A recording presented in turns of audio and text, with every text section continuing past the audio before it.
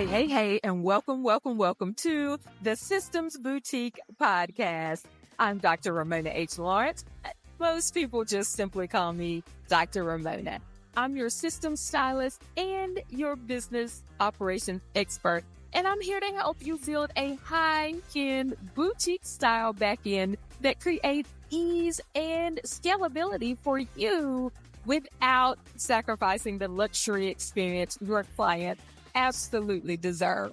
So if you're a speaker, a coach, a consultant, a course creator, or author who's ready to stop the overwhelm, ditch the tech confusion, and finally streamline your systems and operations, you are in the right place. Each week, I'll bring you actionable strategy, expert insights, and behind the scenes business systems and operations insight to help you scale with ease, efficiency, and absolute excellence. So grab your notebook, your favorite cup of coffee or tea, and let's get to work. Welcome to the Systems Boutique, where systems meet style.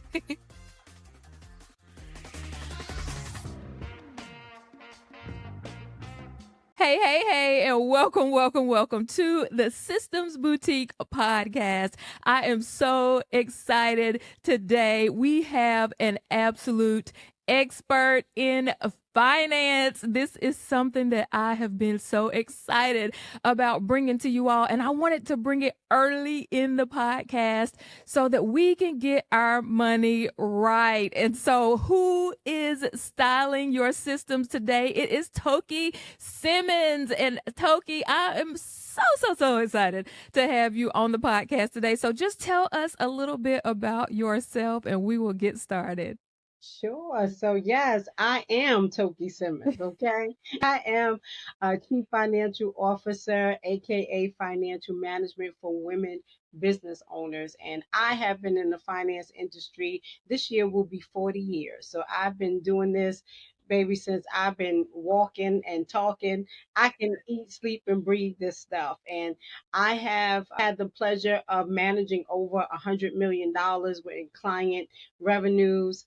I have been awarded. I have been labeled a specialist. You name it. It's all about money for me. So let's talk about it. Yeah, so sometimes you just have to pop off and show them is what they say, Toki. Yeah. All right. So let's do a chic CEO check-in. So I'm going to start there. So you just talked about that you handle over $100 million in client accounts. So y'all, we are bringing the true experts to you. That's a lot of commas. So if business finances, and we love to talk about boutique stuff, we're in the Systems Boutique. So if business finances were a fashion statement, what style would you say most entrepreneurs start with? And then is it going to be like hot mess express or effortlessly chic? And how do you help them upgrade their look? So you're styling our financial systems today. So tell us how we normally start and what you do for the upgrade.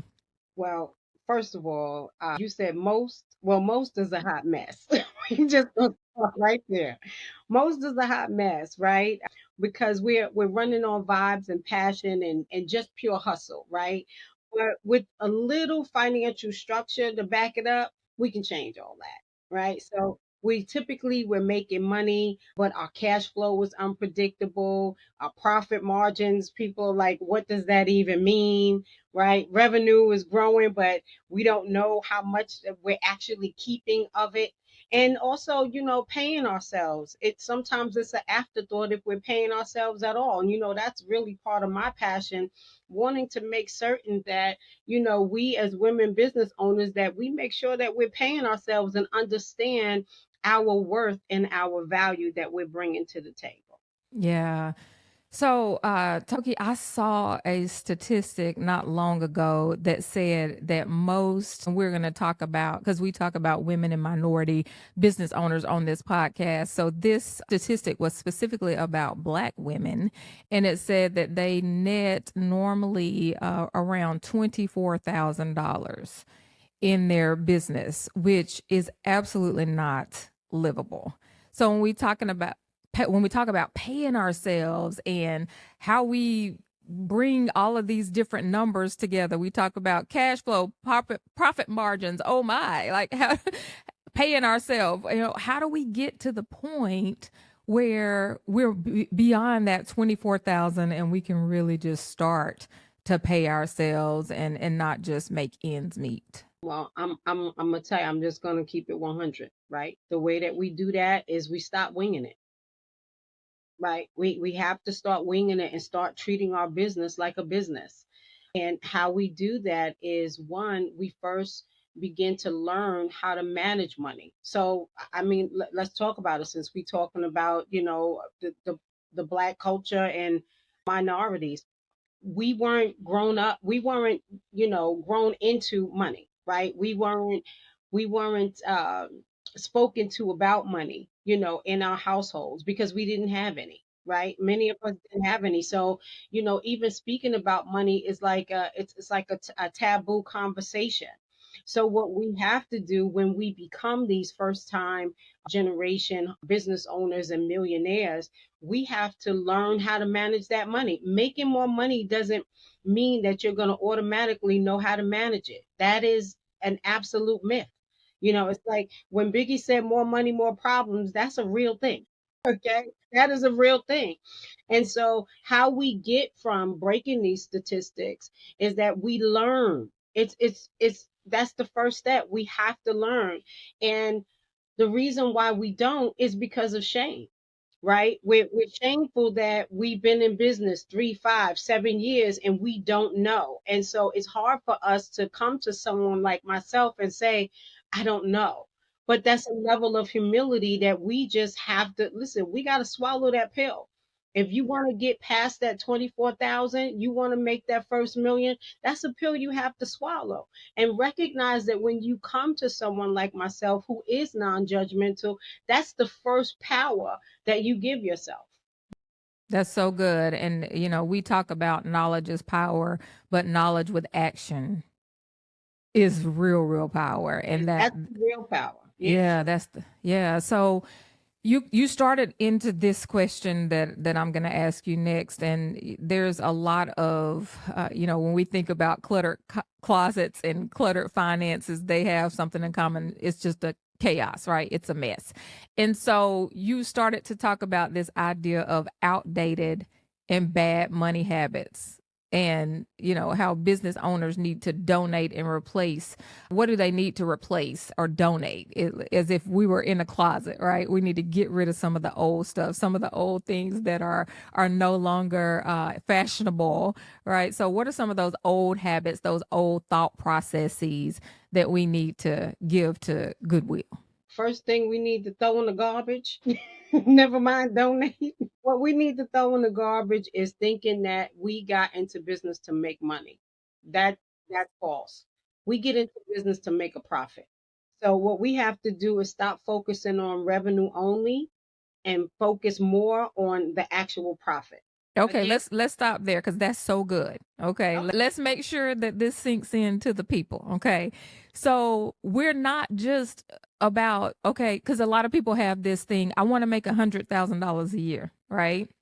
So we're making this $100,000 a year, but that's not how much we're profiting. It's the total amount, and then you're spending $150,000 a year. Come on, if y'all aren't watching this, then Toki she just did the amen rock. So tell me about it, Toki.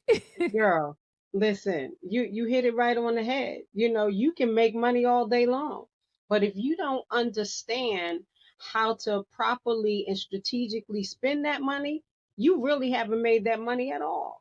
So, I mean, again, just focusing on I want to make 100,000 or I want listen, for me, my people, we within 3 years we want to make millions, right? So, with helping to lead a community of women that are eager, ambitious, and audacious enough to say within 3 years, I'm going to make $1 million. We understand that it's not just about the making of the money, but it's also about the managing of the money, right? We have to know how to manage that thing.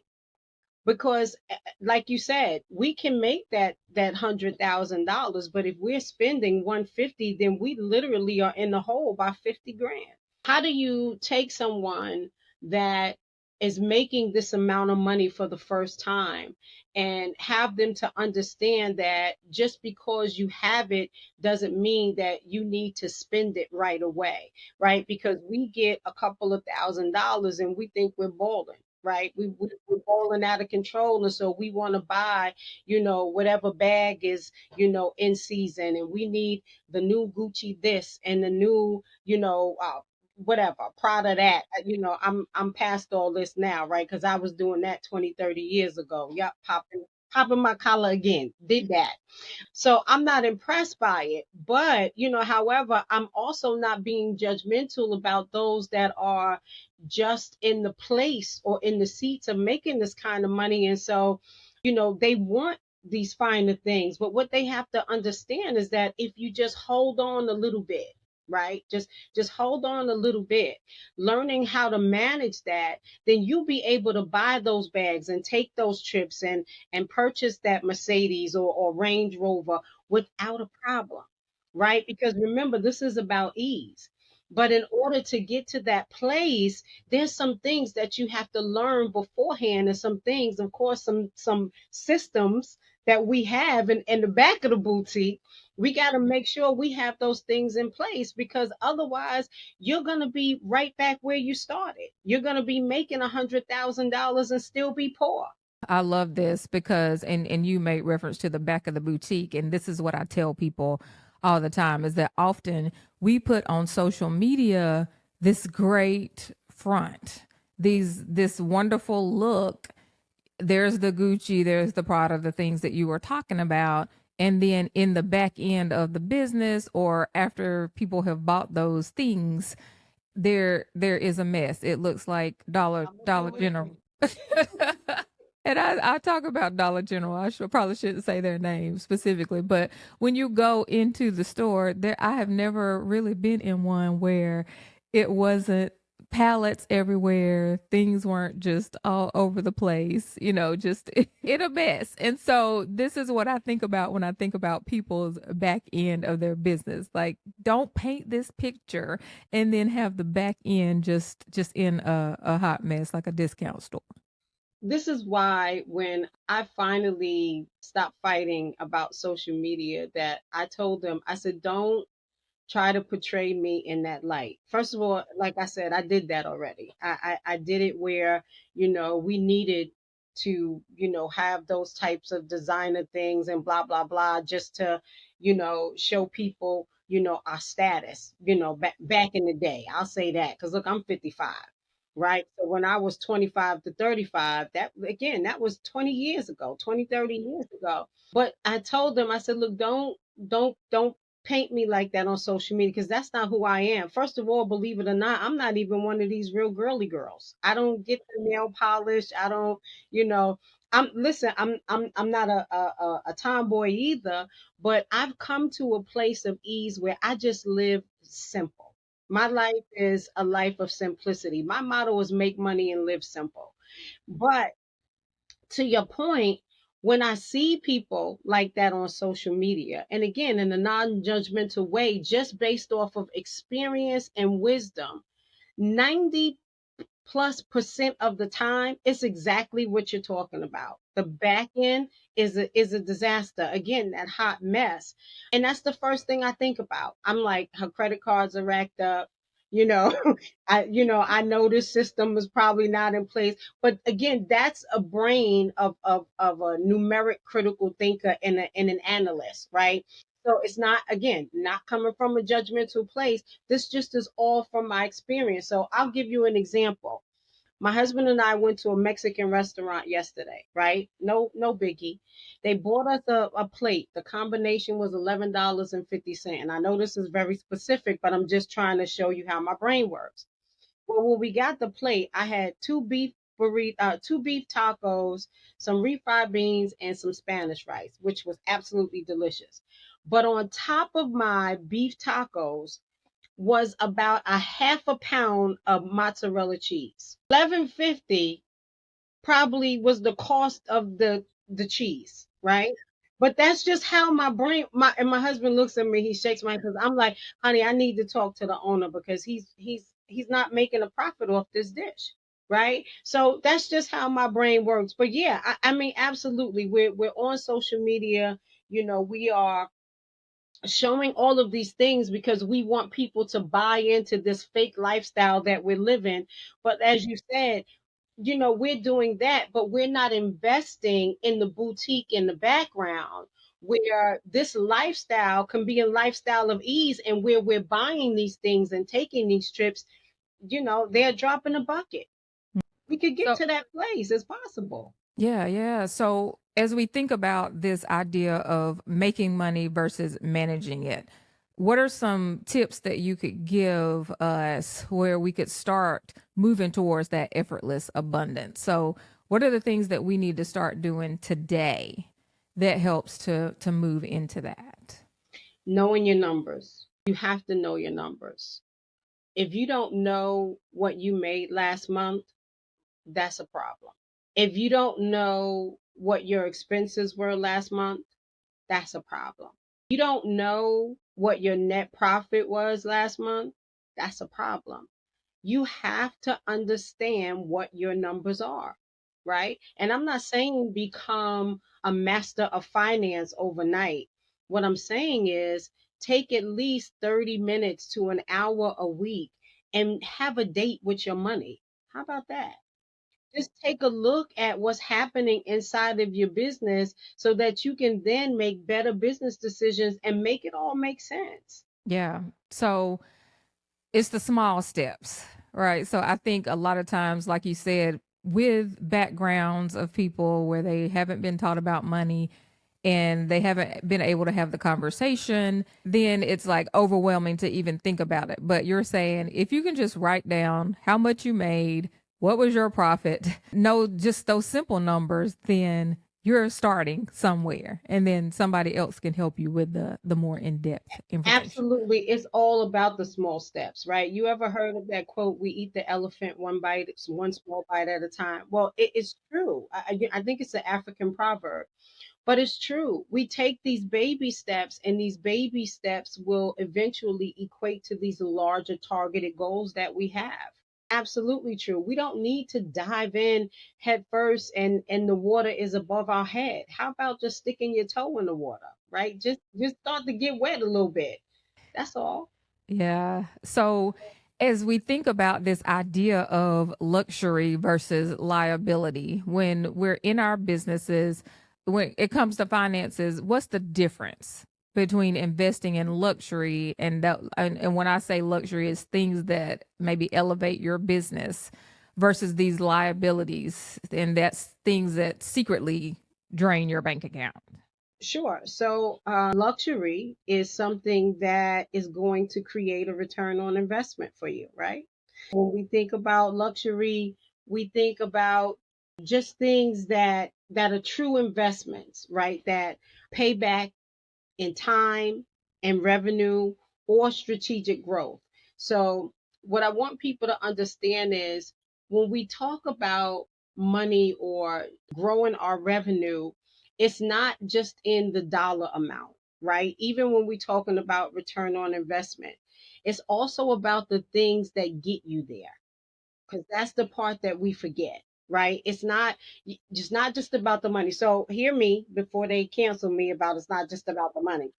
Hear me when I say that it takes effort to get to the money. And I'll be the first to say, when I teach in my community, we talk about getting to the money fast, right? We want to get to the money as fast as possible.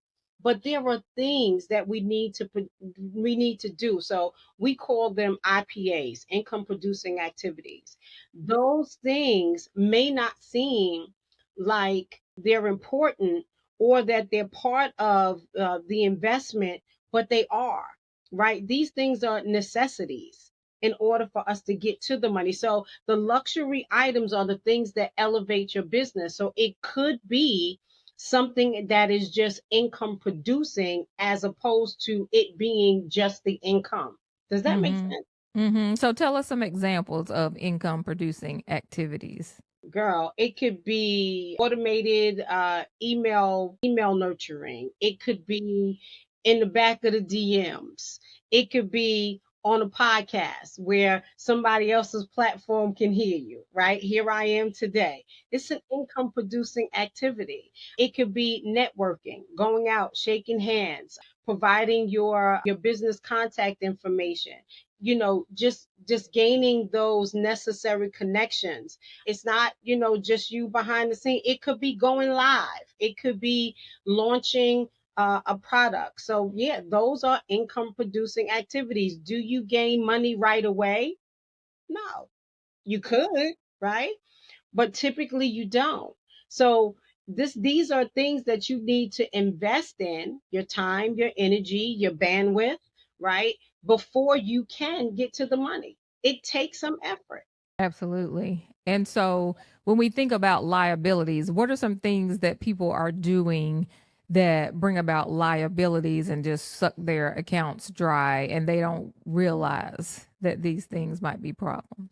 Overextending themselves, again, not knowing how much money they make, so they're spending more than they're making, buying tools and software that they don't need because they seeing the shiny object. And coaching, they will spend money on these programs that they don't need just because it's a popular person, and then 2 months later get in the program and realize it's not what it was all cracked up to be. So these are liabilities. These are things that drain our bank account. And believe it or not, another thing that drains our bank account is not paying ourselves. Not paying ourselves, because how does that drain our bank account? When we don't pay ourselves, what we're doing is we are negating our personal lifestyle, right?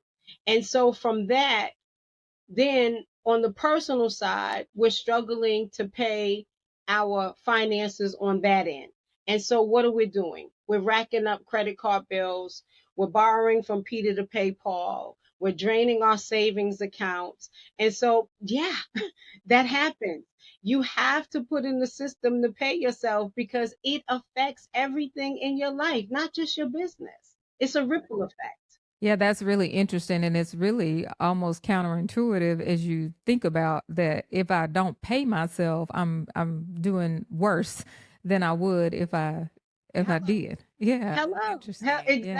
Exactly. Even at that $24,000 statistic mark, right? People say, well, I'm not making enough money to pay myself. But have you started?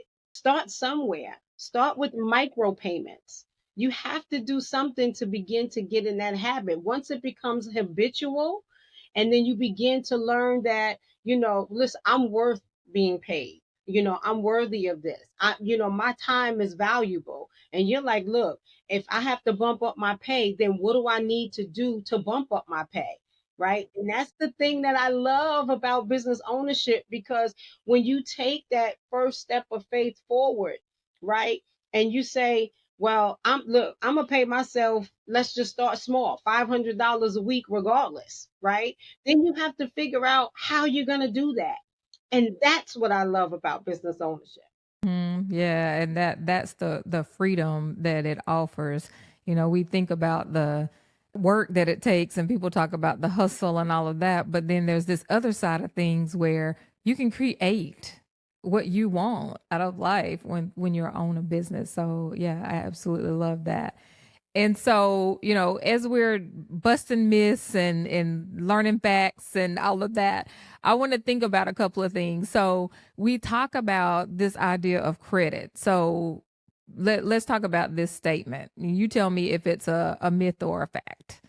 You should never use credit in your business. That is false. Okay.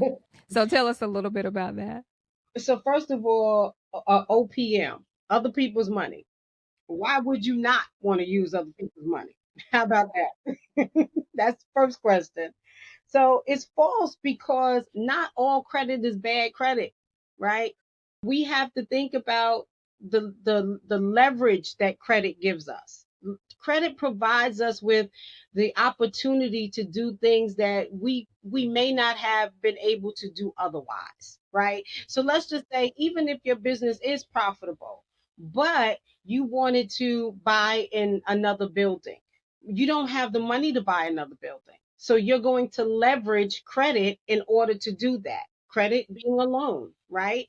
You're going to leverage somebody else's money to expand and grow your business. You're not always going to have the money that you need. But the beauty of it is, if you're operating your business properly, again, with those systems and the boutique back, right? If you're operating your business properly and you understand how to manage your money, what you can do is you can pay off that credit or that loan fast, so that then whatever it is that you're leveraging that credit for now becomes an asset for you, a true asset for you.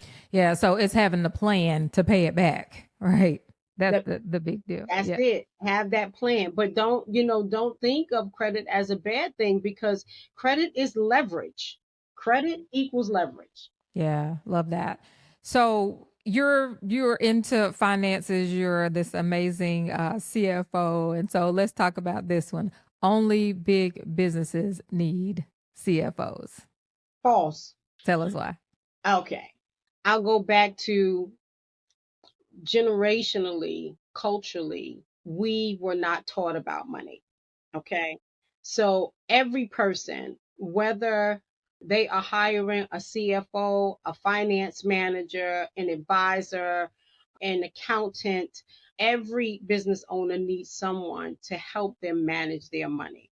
Doesn't have to be high level CFO, right? And then now we're in the age where we have this fractional CFO, which, we are hired either on retainer, or we're hired for project specific things, where people who are making $250,000 a year can now afford to hire us to help them manage their money.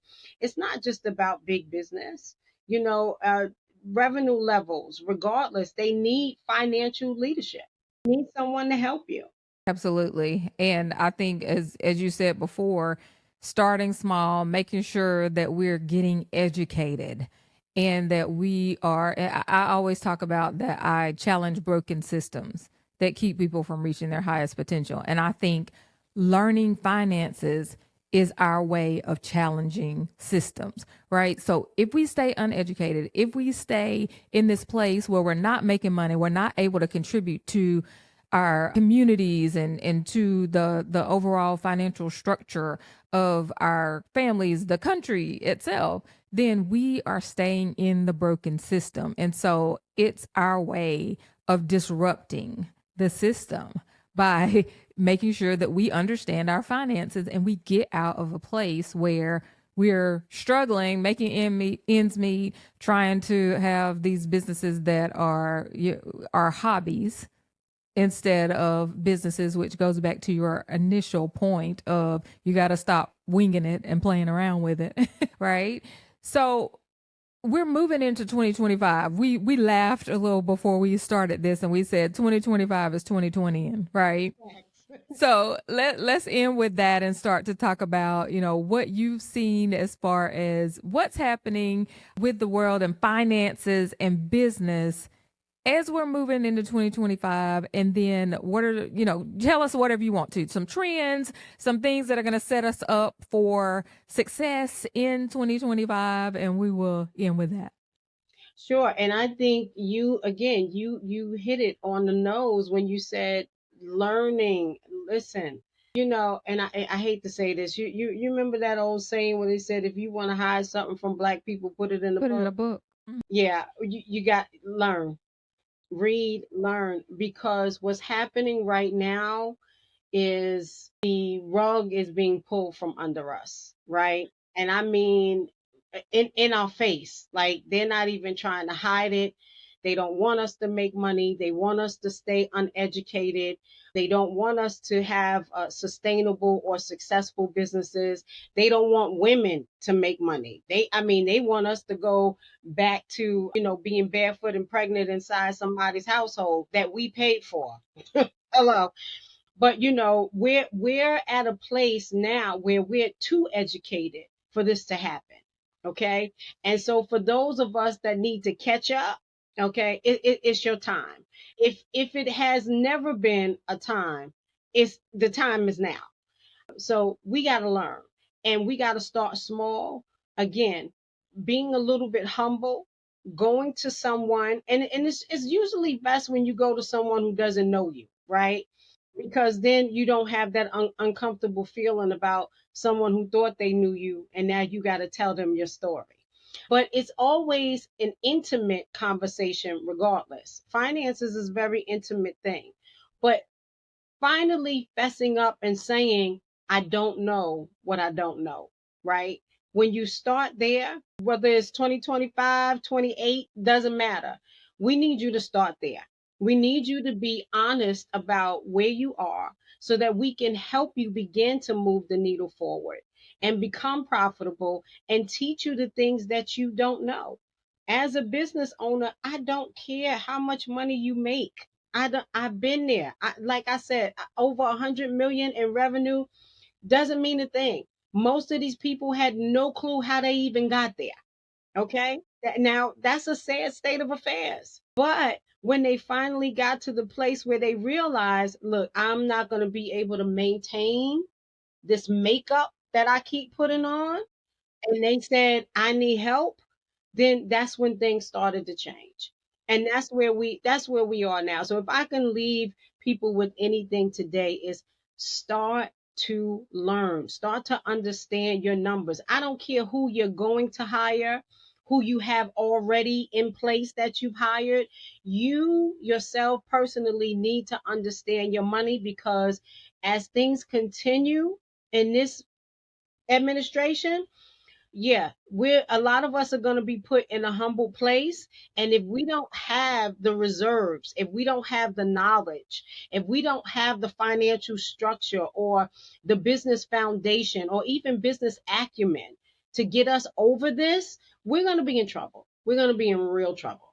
Yeah, yeah. So tell us and I said that was the last question, but I have one more. So tell us the top 3 numbers we need to figure out today. And we'll end with that. Top 3 numbers, figure it out now. Right. So top 3 numbers is one, you need to figure out how much your business is actually worth. Let's think about that, right? Because at that point, then we can determine if it's a business or a hobby, as you stated before, right? The other numbers that we need to know are, again, what is our profit? How much are we actually bringing in? Because knowing that is going to force us to make different business decisions. And lastly, what numbers we need to know is our gross margins. More so, any of our percentages, whether it's the percentage of our expenses from our revenue, our net profit percentage from our revenue. But when we learn about these profit margins, then we can again go back and determine if we're actually priced right, if we're spending too much on products or software that we need in order to produce or deliver our product or service. Those are the numbers that we need to know, because again, they're going to cause us to think and cause us to make better business decisions. Awesome. Well, Toki, this has been so amazing. I am so appreciative of you coming in to style our financial systems today. And thank you. So, everybody, thank you for listening to this week's episode of the Systems Boutique Podcast. You'll find Toki's information in the show notes. And until next time, see ya. Bye. All right, my chic CEOs, that's a wrap for today's episode. If you found value in today's conversation, do me a favor, subscribe, leave a review, and share this episode with another star. That's a speaker, a teacher, an author, or a coach who absolutely needs it. And hey, if you're ready to finally get your systems together, let's chat. Head over to thesystemsboutique.com/strategy to book your systems style strategy call, where we'll map out your perfect business back end.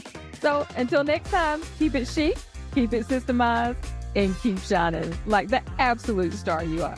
See ya.